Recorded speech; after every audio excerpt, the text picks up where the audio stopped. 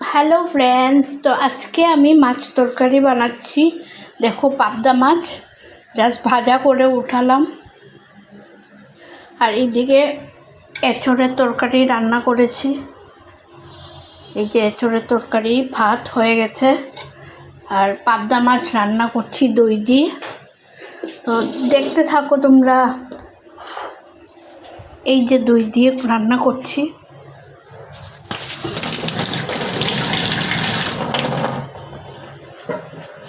এখন নিব গুঁড়ো মশলা।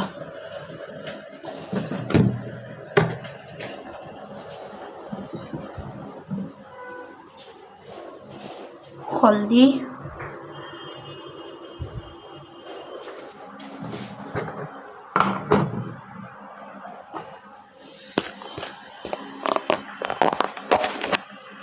আমার না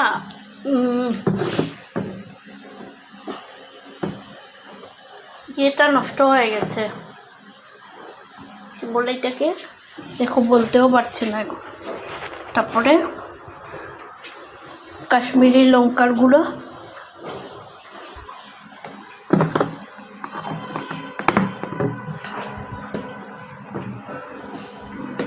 কাশ্মীরি লঙ্কার গুঁড়ো আর নুন।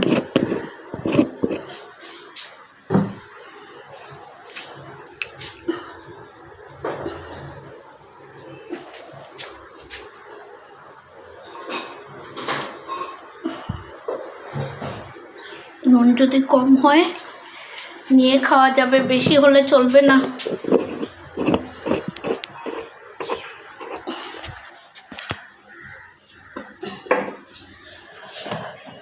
তেলে ফোড়নে দেব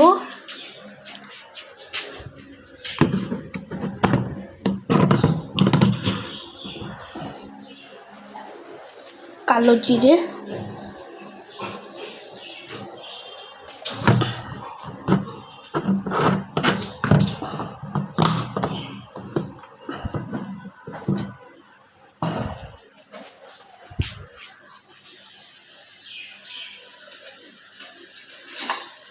দইটাকে ভালো দিকে ফেটিয়ে নেব, নাহলে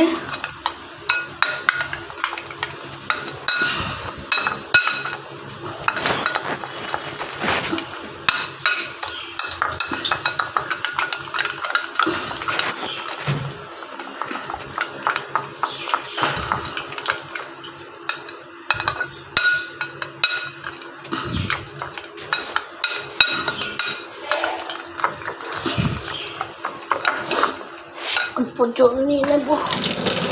আমাদের জল কিন্তু এটাতে ফিল্টার, এটাতে লাগানো আছে, তো এটা ডাইরেক্ট আমরা মানে কলের জল খাই না। দেখো, দইটাকে ভালো থেকে ফেটিয়ে নিচ্ছি। কালারটা, just look at the colour, টেক্সচারটা কীরকম এসছে। টেক্সচার যদি ভালো হয় না, এমনি খেতে ইচ্ছে করে।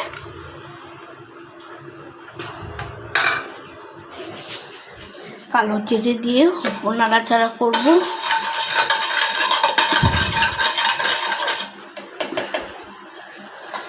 তারপরে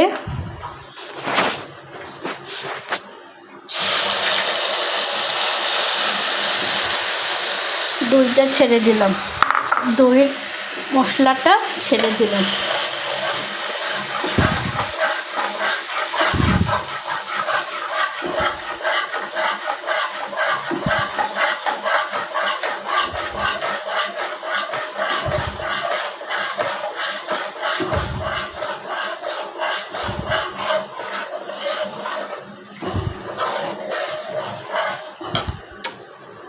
এখন মশলাটাকে কষাবো ভালো থেকে।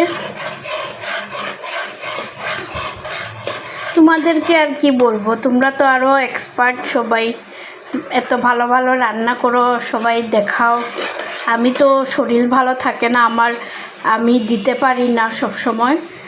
বাট আজকে ভাবলাম, যখন রান্না করছি, এতদিন পরে রান্না করছি, আজকে একটু শেয়ার করি তোমাদের সাথে।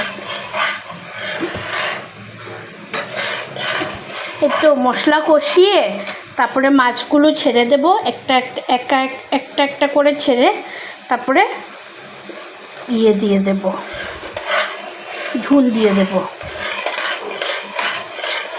ওকে, সো গাইস, তোমাদের কীরকম লাগলো, তোমরা কিভাবে, তোমাদের কীরকম লাগলো প্লিজ একটু জানিও কমেন্টে। ওকে, সো বাই।